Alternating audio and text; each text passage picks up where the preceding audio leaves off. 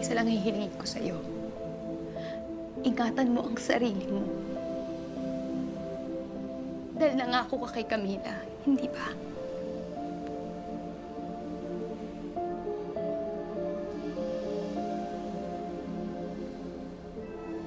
Kailangan mong tuparin yung pangako mo sa bata. Ako naman gagawin ko lahat para mapawi siya.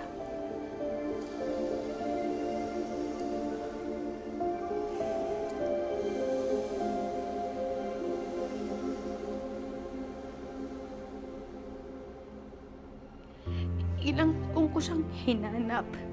Ilang taon akong naghihirap para mabawi ko siya. Ngayong nakuha ko na siya, ginawa ko lahat para mapalapit ang loob niya sa akin.